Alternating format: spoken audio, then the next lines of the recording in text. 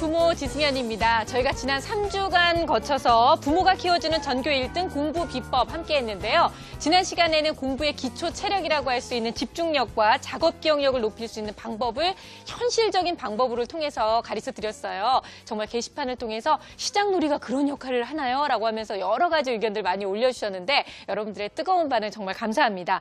오늘은 저희가 그 4편으로 왜 학교 다닐 때 공부도 정말 열심히 하고 평소에 성적도 잘 나왔던 것 같은 아이가 시험 날만 되면 무척 떨리고 그리고 시험도 항상 망치는 이런 경우 있잖아요. 바로 이런 것도 감정 조절을 잘 못해서라고 하는데요. 감정 조절까지 완벽하게 잘해서 시험도 잘 보고 성적도 늘 잘 나오는 진짜 공부 잘하는 아이를 만들 수 있는 방법 가르쳐 드리도록 하겠습니다. 자, 오늘도 정신건강의학과 전문의이신 노규식 선생님 함께합니다. 어서 오세요, 선생님. 안녕하세요.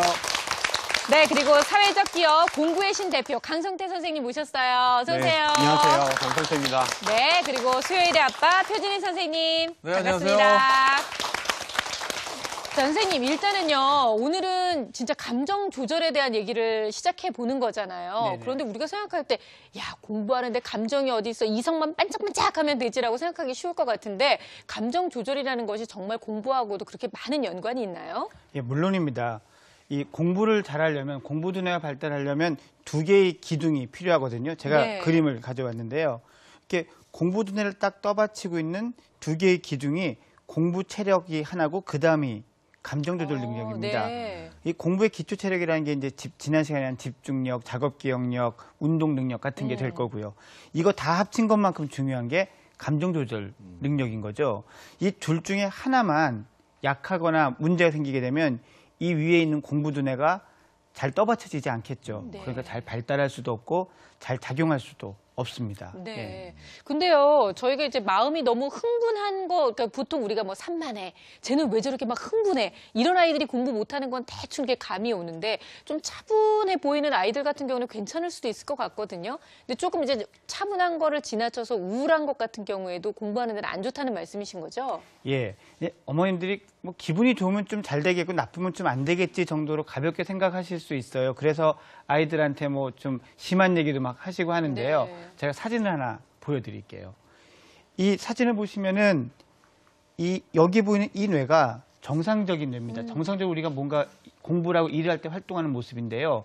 우울해지면 색깔이 이렇게 어둡게 변하거든요. 이게 뭐 반응을 안 하는 건가요? 예, 이 상태는 뇌가 뭔가 보고는 있지만 그걸 가지고 판단을 하거나 종합을 하는 부분은 다 일을 안 하고 있는 모습입니다. 네. 그러니까 뭐 거의 0에 가까운 거죠. 이런 아이들은요, 저희가 지능 검사를 해보면은 IQ가 140, 150이 나오는데요.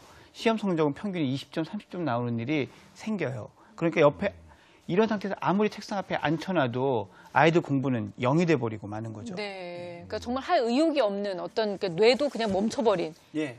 받아들이고 싶지 않은 그런 상황을 그렇죠. 뇌가 만들어버린 딱 거네요. 멈춰 있는 모습을 지금 사진으로 딱 보시고 계시는 거죠. 네. 좀 스트레스를 많이 지속적으로 오래 받으면 면역 기능이 떨어진다는 걸 아마 많은 이들 알고 계실 건데 그것뿐만 아니라 뇌에서 공부를 담당하는 부분, 해마님, 뇌량일 이런 부분도 이게 네. 크기가 작아진다고 이렇게 돼 있습니다. 자, 그렇다면 우리 공부의 신인 강석 선생님도 공부하고 이 감정하고 연관이 어떻게 있는 것 같습니까? 이거 제가 정말 항상 피부로 느끼는 건데요. 그것 때문에 너무 안타까울 때가 많습니다. 제가 뭐 공신닷컴 이렇게 뭐 상담을 해줘도 이제 일주일에 한 번씩 글이 올라오는 게 뭐냐면은 나 죽고 싶다. 네. 아유. 막 어떡해. 도저히 하고 싶지가 않다. 이런 질문이 그런 상담이 정말 많거든요. 너무나 마음이 아프죠. 그럴 때 이제 쉽게 간단한 조언 중에 하나는 네. 공부를 할 때 문제를 이렇게 많이 풀잖아요. 근데 쉬운 문제부터 풀라는 겁니다. 그러니까 쉬운 문제부터 풀면은 술술 풀리니까 이제 감정적으로 되게 긍정적으로 바뀌게 그렇죠. 되거든요. 자신감이 좀 생기겠죠. 네, 맞습니다.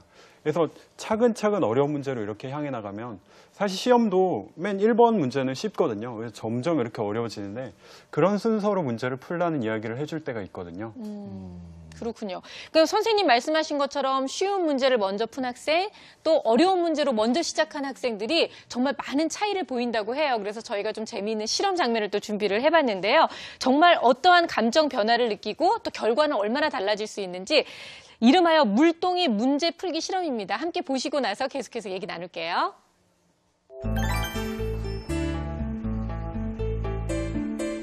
초등학생들에게 문제를 내주었습니다. 한 자리에서 서로 다른 문제를 받아서 풀게 됩니다.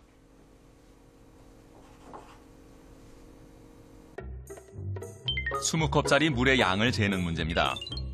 37컵짜리 물동이에서 14컵짜리 물동이로 물을 퍼내면 23컵의 물이 남습니다. 여기서 3컵짜리 물동이로 한 번 더 퍼내면 20컵의 물을 잴 수 있습니다. 한 아이는 이런 복잡한 풀이 방식의 문제를 풀게 됩니다. 다른 문제는 좀 간단합니다. 23컵짜리 물동이에서 3컵짜리 물동이로 한 번만 물을 퍼내면 바로 20컵짜리 물의 양이 나옵니다.